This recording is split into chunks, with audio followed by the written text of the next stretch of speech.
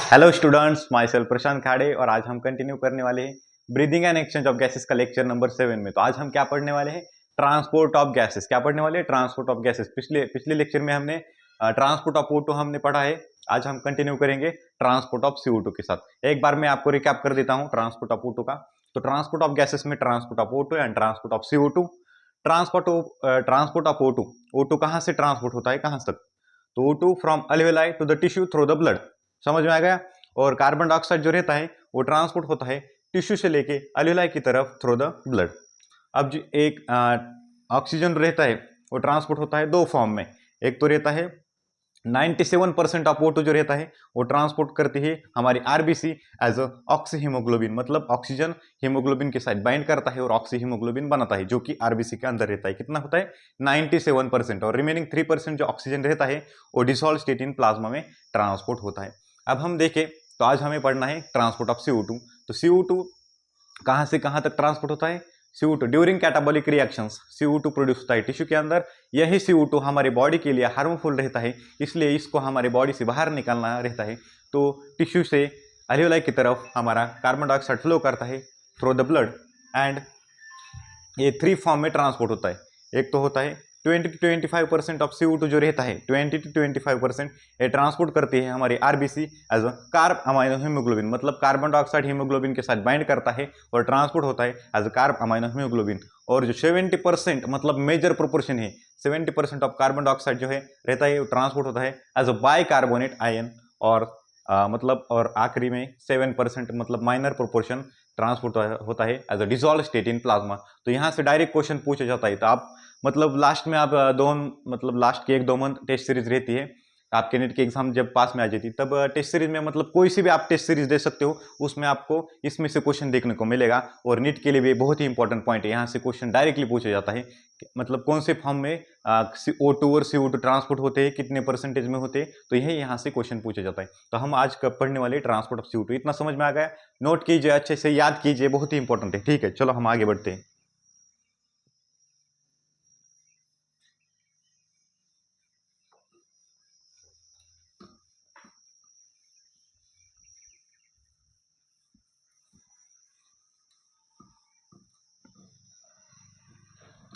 तो हम आज पढ़ने वाले ट्रांसपोर्ट ऑफ O2। तो O2 कहां से ट्रांसपोर्ट होता है? Transport of CO2, transport of CO2 कहां से होता है? From tissue to alveoli. Alveoli को ही हम बोलते हैं ईयर सैक्स। क्या बोलते हैं? Air sacs of lungs. ठीक है, याद कर सकते हो। अब यहां पर मैं टिश्यू निकाल देता हूं, कुछ टिश्यू। ये हो गई टिश्यू, ये हो गई टिश्यू। अब इसके पास में एक ब्लड वेसल निकालता हूं। ठीक है, ये हो गई हमारी ब्लड वेसल। क्या हो गई? Blood vessel. ठीक है, अब इस टिश्यू के अंदर क्या होता है, मतलब इसके अंदर होते हैं O2 और CO2। जो ऑक्सीजनेटेड ब्लड यहाँ अल्वेओलाई से टिश्यू की तरफ आता है उसमें क्या होते हैं? O2 और CO2। तो O2 ये जो है ऑक्सीजनेटेड ब्लड टिश्यू की तरफ आता है, मतलब ऑक्सीजनेटेड ब्लड इधर लिख देता हूं मैं, ऑक्सीजनेटेड ब्लड। ऑक्सीजनेटेड ब्लड इसमें क्या होता है? पार्शियल प्रेशर ऑफ O2 क्या रहता है? ज़्यादा रहता है और पार्शियल प्रेशर ऑफ CO2 कम रहता है। और टिश्यू में अब यही O2 इधर ज़्यादा है ना, तो इस टिश्यू के अंदर कैटाबॉलिक रिएक्शन होने के बाद मतलब यहाँ पर CO2 प्रोड्यूस होता है, तो यहाँ पर क्या रहता है? Partial pressure of CO2 high रहता है और पार्शियल प्रेशर ऑफ O2 क्या रहता है? कम होता है। तो आप यहाँ पर देख सकते हो पार्शियल प्रेशर ऑफ O2 का क्या, मतलब O2 यहाँ पर ज़्यादा है और यहाँ पर कम है, मतलब ऑक्सीजन यहाँ से इधर जाएगा। ठीक है, ऑक्सीजन इधर चला गया थ्रू द सिंपल डिफ्यूजन। और कार्बन डाइऑक्साइड टिश्यू में प्रोड्यूस हुआ ना, तो यहाँ पर उसका हाई पार्शियल प्रेशर है और ऑक्सीजनेटेड ब्लड में कम है, मतलब इधर से कार्बन डाइऑक्साइड इस तरफ आएगा। क्या आएगा? Carbon dioxide. समझ में आ गया? थ्रू द सिंपल डिफ्यूजन के द्वारा ये गैसेस एक्सचेंज हो जाते हैं एट टिश्यू लेवल। अब यही कार्बन डाइऑक्साइड इधर आया ना, तो सिंपल डिफ्यूजन।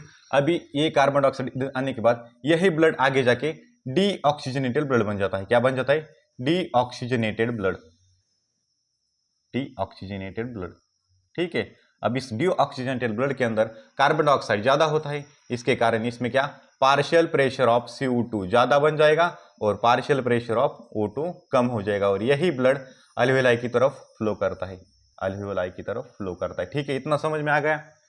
समझ में आ गया? नोट कीजिए, मुझे यहाँ पर डायग्राम निकालनी, नोट किया ना? ठीक है, हम चलो आगे बढ़ते हैं। तो इतना समझ में आ गया आपको। अब यहाँ से कार्बन डाइऑक्साइड हमारे ब्लड वेसल के अंदर आ गया है थ्रू दी सिंपल डिफ्यूजन। अब यही कार्बन डाइऑक्साइड किस किस फॉर्म में फ्लो करता है, यही हमें इस ब्लड वेसल के अंदर, मतलब इस टॉपिक में हमें पढ़ना है। तो ये देखिए मैंने निकाल लिया, ब्लड वेसल निकाल दी। ये क्या बन गए हमारे? टिश्यू बन गए, टिश्यू। और ये क्या हुए हमारी? ब्लड वेसल है। क्या है? Blood vessel. ठीक है, अब इसके अंदर मतलब यहाँ से ब्लड फ्लो कर रहा है, ब्लड। तो ब्लड के अंदर क्या क्या हो सकती है? आरबीसी, डब्ल्यूबीसी एंड प्लेटलेट्स में डब्ल्यूबीसी इधर निकाल देता हूँ, प्लेटलेट्स भी है। ठीक है, इसका हमारे यहाँ पर कोई फंक्शन नहीं है, लेकिन हमारे लिए इंपॉर्टेंट जो है ये है आरबीसी। आरबीसी का शेप कैसा होता है? Biconcave shape. तो मैंने बाइकॉनकेव शेप यहाँ पर निकाल दिया है, आरबीसी का बाइकॉनकेव शेप। ये क्या है? हमारी आरबीसी है। ठीक है, तो ये हमारी आरबीसी, रेड ब्लड सेल। अब यहाँ से आप देख सकते हो कार्बन डाइऑक्साइड इधर से चला आया। अब ये यहाँ से मैंने निकाल दिया, कार्बन डाइऑक्साइड इधर आ गया। तो यही कार्बन डाइऑक्साइड हमारे मतलब वाटर मॉलिक्यूल के साथ कंबाइन होता है आरबीसी के अंदर और बन जाता है H2CO3। क्या बन जाता है? H2CO3। यही यहाँ पर रिवर्सिबल रिएक्शन है। कैसी रिएक्शन है? रिवर्सिबल रिएक्शन, मतलब इंटर कन्वर्टिबल होते हैं। और यहाँ पर एक एंजाइम काम करता है, उसका नाम है कार्बोनिक अनहाइड्रेज। में Ca लिख देता हूँ। ठीक है, इसके बारे में आपको आगे बताऊंगा, बस याद कीजिए कार्बोनिक अनहाइड्रेज एंजाइम, यहीं पर लिख देता हूँ। ये कार्बोनिक अनहाइड्रेज जो एंजाइम होता है, ये मेजर प्रोपोर्शन में हमारे आरबीसी के अंदर प्रेजेंट रहता है और माइन्यूट क्वांटिटी में हमारे प्लाज्मा के अंदर प्रेजेंट रहता है। रिमेनिंग पोर्शन क्या है? प्लाज्मा है। ठीक है, तो ये मेजर प्रोपोर्शन में हमारे इस मतलब आरबीसी के अंदर है कार्बोनिक अनहाइड्रेज, और माइनर प्रोपोर्शन में इस प्लाज्मा के अंदर है। तो ये बहुत ही इंपॉर्टेंट एंजाइम है, इसी को हम फास्टेस्ट एंजाइम भी कहते हैं। तो बहुत ही फास्ट एंजाइम होती है। अब यहीं पर क्या होता है? और एक रिएक्शन होती है, यही कार्बोनिक अनहाइड्रेज करता है, और यहाँ पर क्या हो जाता है? H plus HCO3 minus, H plus plus HCO3 minus. इसका डिसोसिएशन हो गया ना, क्या बन गए? बाइकार्बोनेट बन गया, और H प्लस यहाँ पर बन गया। अब यही बाइकार्बोनेट क्या मतलब हमारा ये जो प्लाज्मा है इसके अंदर होते हैं सॉल्ट्स। तो NaCl एक सॉल्ट है, Na प्लस और Cl माइनस। समझ में आ गया? अब यहाँ से जो बाइकार्बोनेट है ना, ये इस प्लाज्मा के अंदर चला आता है। तो HCO3 माइनस बाहर चला आया प्लाज्मा के अंदर, और यहाँ से सोडियम और यही बाइकार्बोनेट यहाँ से, ये दोनों मिलके क्या बना लेते हैं? NaHCO3। तो ये क्या बन गया? सोडियम बाइकार्बोनेट बन गया।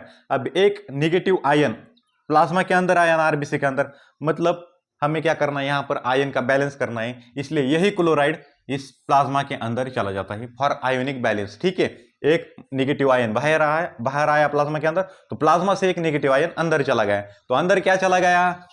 क्लोराइड चला गया ना अंदर for balancing of negative ion of bicarbonate. तो इसे हम क्या कहते हैं? Chloride shift. क्या कहते हैं? Chloride shift, chloride shift, chloride shift. Note कीजिए, ये क्वेश्चन पूछा जाता है, chloride shift. Chloride in exchange of H मतलब बाइकार्बोनेट, इसको एक्सचेंज करने के लिए इसका डिसोसिएशन आरबीसी के अंदर होता है। अब इसे क्या कहते हैं हम? Chloride shift. ये कहां पर हो रहा है? इसका लोकेशन कहां है? टिश्यू लेवल पे क्लोराइड शिफ्ट हो रहा है। कहां पर हो रहा है? टिश्यू लेवल पे क्लोराइड शिफ्ट हो रहा है। इतना समझ में आ गया आप? अब यहां से क्या बाइकार्बोनेट तो बाहर चला गया, ये H प्लस क्या करता है? H प्लस इधर आ जाता है और हीमोग्लोबिन के साथ कंबाइन करता है, और एक अमाइन ग्रुप रहता है, इस अमाइन ग्रुप यहाँ पर कंबाइन करता है, और ये कार्ब मतलब यहाँ से CO2 आ जाता है, CO2 इस हीमोग्लोबिन के साथ कंबाइन करता है और एक अमाइन ग्रुप यहाँ पर मिल जाता है। इसी को हम क्या बोलते हैं? Carb amino haemoglobin. क्या बोलते हैं? Carb amino haemoglobin, carb amino haemoglobin. H भी लिख देता हूँ सिंपली। क्या कहते हैं इसे? Carb amino haemoglobin. यहाँ पर क्या H प्लस है, ये हीमोग्लोबिन को बाइंड करता है, और ये CO2 हीमोग्लोबिन को बाइंड करने के बाद क्या बन जाता है? कार्ब अमाइनो हीमोग्लोबिन बन गया यहाँ तक। मतलब ए हो गया हमारा मेजर प्रोपोर्शन 70% ऑफ CO2, ये बन गया हमारा 20 to 25% ऑफ CO2, और जो रिमेनिंग 7% रहता है इधर नहीं आता, सॉरी, ये 7% सिंपली इस प्लाज्मा के अंदर डिसॉल्व हो जाता है, डिसॉल्व इन प्लाज्मा। ठीक है, इतना समझ में आ गया आपको? अच्छे से नोट कीजिए, यहाँ से मतलब बहुत ही इंपॉर्टेंट है। मैं एक कंसेप्ट पढ़ा रहा हूँ, ये एनसीईआरटी में इस तरह का दिया हुआ नहीं है। आप जैसा मैंने पढ़ाया आप वैसे ही आप नोट किया करोगे और समझ के लोगे ना, तो आपके डायरेक्ट यहाँ से क्वेश्चन बन जाएगी। कंसेप्चुअल फॉर्म में मैं आपको पढ़ा रहा हूँ, ठीक है। तो बहुत ही इंपॉर्टेंट पॉइंट है। अब यहाँ पर क्या हुआ, बाइकार्बोनेट के द्वारा यहाँ पर प्लाज्मा के अंदर ये फ्लो करता है, मतलब हमारा क्या CO2।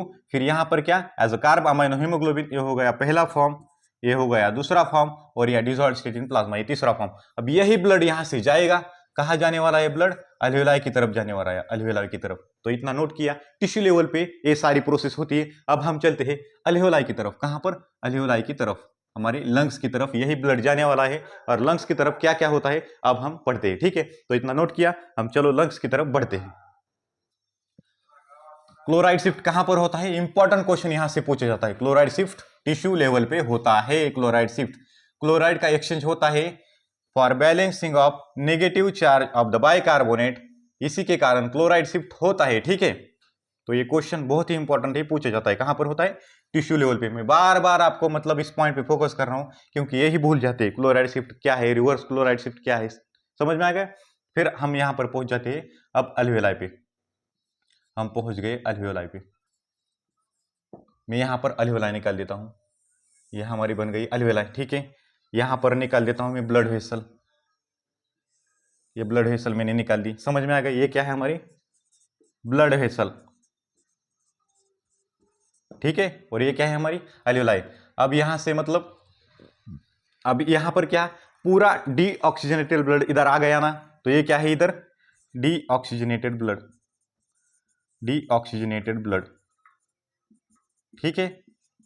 अब इस डीऑक्सीजनेटेड ब्लड में क्या रहता है, CO2 ज्यादा रहता है ना, तो high partial pressure of CO2, ठीक है। और हमारा ऑक्सीजन कम रहता है, इसी के कारण क्या लिख सकते हैं हम, लो पार्शियल प्रेशर ऑफ O2, ठीक है। तो इतना समझ में आ गया। अब यहाँ पर क्या रहता है, अब बाहर से एयर अंदर आई है ना, तो यहाँ पर अल्वेलाई में कभी भी high partial pressure of O2 रहता है और लो पार्शियल प्रेशर ऑफ CO2 रहता है, ठीक है। इतना समझ में आ गया। अब आप यहाँ पर देख सकते हो high partial pressure of CO2, low partial pressure of CO2, मतलब हमारी जो गैसेस होते हैं कहां से कहां तक जाते हैं, प्रेशर ग्रेडियंट यहां पर डेवलप हो गया। तो high pressure to low pressure, यहां पर प्रेशर ज्यादा है, यहां पर प्रेशर ही, मतलब CO2 यहां से इधर की तरफ जाएगा, CO2 चला गया इधर की तरफ, फ्रॉम ब्लड टू अल्वेलाई की तरफ चला गया। अब यहां पर आप देखिए पार्शियल प्रेशर ऑफ O2 इधर ज्यादा है, पार्शियल प्रेशर ऑफ O2 इधर कम है, मतलब O2 यहां से इधर चला जाएगा, ठीक है। समझ में आ गया। Through the by process known as simple diffusion, कैसे गैसेस इधर जा रही है, सिंपल डिफ्यूजन। मैंने आपको मतलब लेक्चर में, पिछले लेक्चर में मैं आपको बता दिया है जब हमने एक्सचेंज ऑफ गैसेस पढ़ा था, ठीक है। इतना समझ में आ गया आप। फिर यहां से आपने क्या देखा, ऑक्सीजन अंदर आया ना, तो यही इधर आगे जाके ये ब्लड है ना, तो ये क्या बन जाता है, ऑक्सीजनेटेड ब्लड। क्या बन जाता है, ऑक्सीजनेटेड ब्लड बन गया ना, ऑक्सीजनेटेड ब्लड, क्योंकि इसके अंदर ऑक्सीजन आ गया और CO2 कम हो गया, ठीक है। अब ऑक्सीजनेटेड ब्लड मतलब क्या होगा, इसके अंदर भी क्या होगा, पार्शियल प्रेशर ऑफ O2 ज्यादा रहेगा और पार्शियल प्रेशर ऑफ CO2 कम रहेगा। मैंने लिख के दिया था कितना होता है पार्शियल प्रेशर, कि याद कर सकते हो आप। अल्वेलाई के अंदर पार्शियल प्रेशर रहता है 104 mmHg, ठीक है। अल्वेलाई के अंदर रहता है 104 mmHg, और ये CO2 का कितना रहता है 40 mmHg। मैं आपको याद कराने की कोशिश कर रहा हूँ सिंपली। और ऑक्सीजनेटेड ब्लड में कितना रहता है 95 रहता है, CO2 कितना रहता है 40 रहता है। डीऑक्सीजनेटेड ब्लड में कितना रहता है, CO2 का रहता है 45 और पार्शियल प्रेशर ऑफ O2 रहता है 40। अब यहाँ पर आप देख सकते हो मैंने क्यों हाई और लो कहा, देखिए इधर ये 104 ज्यादा है, 40 कम है, मतलब इधर से सॉरी ये डीऑक्सीजनेटेड ब्लड है, इधर क्या है, ठीक है, इधर क्या है ज्यादा है, इधर कम है, इसके कारण O2 इधर चला गया। अब यहाँ पर देखो CO2 ज्यादा है, यहाँ पर क्या है CO2 कम है, इसके कारण CO2 अल्वेलाई की तरफ चला गया। तो बहुत ही आसान चीजें है, आप ये अच्छे से मतलब समझ सकते हो। मैंने बस कुछ और बताया नहीं है, बहुत आसान चीज है, मैंने पहले जो बताया अभी यहाँ पर रिवाइज किया है, ठीक है। तो हम आगे बढ़ते, तो ये हो गया। अब मुझे डायग्राम निकालने हैं, हमारे आरबी से अभी इधर पहुंच चुकी है, ठीक है। तो मैं एक बार इसे इरेज कर देता हूँ और हमारी डायग्राम की तरफ बढ़ता हूँ। इतना आपको समझ में आ गया तो ठीक है। हमारी जो आरबीसीज रहती है इधर आप पहुंच चुकी हैं, ठीक है। आरबीसी हमारी पहुंच चुकी है, इसके अंदर प्लेटलेट भी रहते हैं, डब्ल्यूबीसी, लेकिन ये हमारी क्या है आरबीसी, जो मैंने पहले निकाली थी अब यही निकाल रहा हूं। अब यहाँ पर क्या होता है, जो हमारा NaHCO3 यहाँ पर मैंने बनाया था ना, मतलब तैयार हुआ था ना, तो यहाँ पर क्या होता है, अब इसका क्या हो जाता है ये प्लस और ये माइनस। एल्यूलाई पे जाने के बाद तुरंत इसका क्या हो जाता है, डिसोसिएशन हो जाता है और ये बाइकार्बोनेट अंदर चला जाता है HCO3 माइनस, और ये कंबाइन करता है H प्लस के साथ। फिर से रिएक्शन क्या मतलब वहां पर जो हुई थी उसके एकदम अपोजिट रिएक्शन यहाँ पर होने वाली। तो फिर से यहाँ पर कौन सा एंजाइम आने वाला है, कार्बोनिक एनहाइड्रेज। फास्टेस्ट एंजाइम होता है, बहुत क्विक रिएक्शन करता है, एकदम फास्ट। तो यहाँ से कम बन जाएगा, यह चीज के साथ कंबाइन बन जाएगा HCO3। ठीक है, इतना समझ में आ गया। फिर ये एक बार रिएक्शन होती है, यही एंजाइम करता है कार्बोनिक एनहाइड्रेज, रिवर्सिबल रिएक्शन है, और यहाँ पर हमारा बन जाता है H2O प्लस CO2। यहाँ पर CO2 हमारा बन चुका है, यही CO2 यहाँ से निकलकर इधर चला जा रहा है। ठीक है, समझ में आ गया आपको। अब यहाँ पर देखिए, जो हमारा H प्लस HB प्लस सामाइन ग्रुप मैंने निकाला था और इसके साथ CO2 कंबाइन हुआ था ना, यही भी यहाँ, इसका भी यहाँ पर क्या हो जाता है, डिसोसिएशन हो जाता है। क्योंकि देखिए इधर क्या है, पार्शियल प्रेशर ज्यादा है, पार्शियल प्रेशर कम है, तो यहाँ पर इसका डिसोसिएशन हो जाता है और यही CO2 यहाँ पर चला जाता है और इस कार्बामाइन हीमोग्लोबिन का डिसोसिएशन हो जाता है। इधर क्या हो गया, dissociation, dissociation of carb amino haemoglobin. ठीक है, इतना हो गया। ए भी बाइकार्बोनेट के द्वारा आया था, ए भी इधर चला गया, ए भी इधर चला गया, और यहां पर क्या डिसॉल्व स्टेट में जो रहता है 7% CO2 जो रहता है डिसॉल्व स्टेट में, डिसॉल्व स्टेट में यह भी यहां से इधर चला जाता है। मतलब तीनों फॉर्म जो CO2 रहे वहां यहां से निकल के पूरा एल्वेलाई की तरफ जाता है। अब ये एल्वेलाई से जब हम एयर एक्सपायर करते हैं तब यहां से एयर बाहर निकल जाती है और ये एयर के साथ CO2 हमारा बाहर निकल गया। अब हम फिर से एक नई एयर हम अंदर लेंगे, एक्सपिरेशन के बाद इंस्पिरेशन हो गया, इसी के साथ O2 अंदर आ जाएगा। ठीक है, तो ये प्रोसेस रिपीट होगी। फिर हम क्या करेंगे, O2 उधर ट्रांसमिट करेंगे। तो O2 हमने कैसे ट्रांसपोर्ट होता है पिछले लेक्चर में पढ़ा। यहाँ तक आपको समझ में आ गया, कोई दिक्कत है यहाँ तक, कोई नहीं ना, तो ठीक है हम आगे चलते हैं। इरेजर किधर गया, बहुत ही कंसेप्चुअल लेक्चर है। आप एक बार मतलब एक बार समझ में नहीं आया तो बार बार इस लेक्चर को देखिए, बहुत इतना आसानी से आपको कोई नहीं पढ़ाएगा, क्योंकि मैंने बार बार पढ़ा हुआ है, मेरे यहाँ के कंसेप्ट बहुत ही क्लियर है, इसलिए मैं आपको पढ़ा रहा हूँ। मैं आपको कह सकता हूँ कि एक बार मैंने जो आपको पढ़ा है आप अब वो अच्छे से करोगे तो यहाँ के कोई भी क्वेश्चन आपके गलत नहीं होंगे। ठीक है, अब हम आगे बढ़ते हैं। तो आगे हमें क्या देखना है, अब यहां से तो मतलब खत्म हो चुका है सब कुछ, लेकिन मैंने जो कार्बोनिक अनहाइड्रेज एंजाइम बताता उसके मैं एक बार नोट कर देता हूं। ठीक है, आप नोट कीजिए, carbonic anhydrase enzyme, carbonic anhydrase enzyme,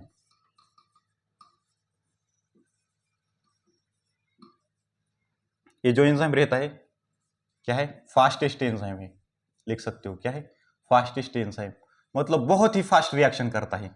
ठीक है, ये एंजाइम क्या रहता है, high concentration, high concentration of enzyme, this enzyme present रहता है। कहां पर प्रेजेंट रहता है, आरबीसी के अंदर, इन आरबीसी, और एंड माइन्यूट क्वांटिटी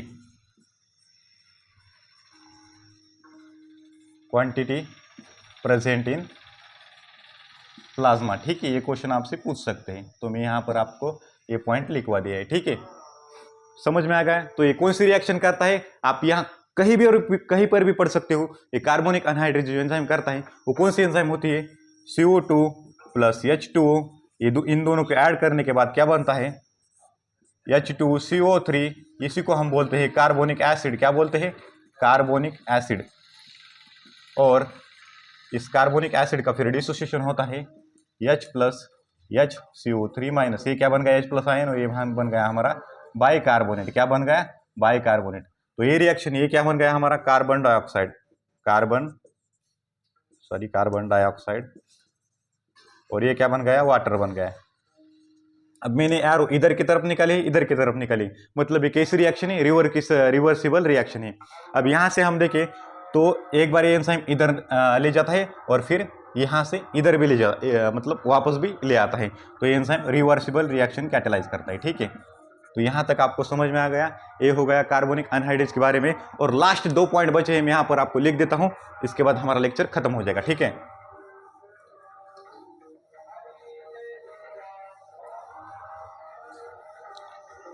हमारे यहाँ पर कुछ फंक्शन चल रहा है, इसकी वजह से बाहर से आवाज़ आ रही है, तो आप वहाँ पर मतलब ध्यान मत दीजिए, आप इधर फोकस कीजिए, ठीक है। तो 2 मिनट का हमारा लेक्चर बचा हुआ है, उसके बाद हम एंड करने वाले। तो बहुत ही इंपॉर्टेंट पॉइंट है। अब मैंने देखो ऑक्सीजनेटेड ब्लड कहाँ से कहाँ तक फ्लो करता है। ऑक्सीजनेटेड ब्लड अल्वेलाई से टिश्यू की तरफ फ्लो करता है, ठीक है। ऑक्सीजनेटेड ब्लड अल्वेलाई से टिश्यू की तरफ। तो ये क्या each every 100 ml of oxygenated blood, every 100 ml oxygenated blood क्या करता है, डिलीवर करता है कितने 5 ml of oxygen, 5 ml of oxygen from alveoli to tissue, ठीक है, at physiological condition, physiological condition, ठीक है।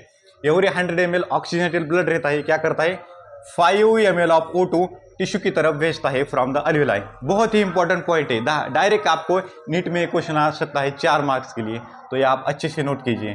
2 पॉइंट है ऐसे जो डायरेक्ट आपसे क्वेश्चन पूछ सकते हैं। एक तो हो गया ये, और दूसरा पॉइंट क्या है, अब ऑक्सीजनेटेड ब्लड हो गया ना, तो अब हम देखेंगे every 100 ml of deoxygenated blood, कौन सा ब्लड, डीऑक्सीजनेटेड ब्लड क्या करता है, डिलीवर करता है 4 ml ऑफ CO2, कितना 4 ml of CO2 from tissue to alveoli, ठीक है। तो इतना समझ में आ गया। Every 100 ml oxygenated blood deliver करता है 5 ml of oxygen to the tissue, and every मतलब every 100 ml of deoxygenated blood deliver करता है 4 ml, कितना 4 ml of CO2 to the tissue. तो 5 और 4 कहाँ पर है, आप अच्छे से याद कीजिए। 5 ml ऑक्सीजन के बारे में है और 4 ml कार्बन डाइऑक्साइड के बारे में है। Oxygenated blood 5 ml of oxygen deliver करता है टिश्यू को, और 100 ml deoxygenated blood 4 ml of CO2 को डिलीवर करता है एल्वेलाई की तरफ। तो ये बहुत ही इंपॉर्टेंट पॉइंट है, डायरेक्टली आपको नीट एग्जाम में मतलब ये लाइन पूछ सकते हैं, तो आप अच्छे से याद कीजिए। मैंने जो आपको आज पढ़ा है आप एक बार अच्छे से पढ़ लीजिए नोट्स लिखकर, और उसके बाद एनसीईआरटी में पढ़िए। एक दिन के लिए इतना काफ़ी रहता है, ठीक है।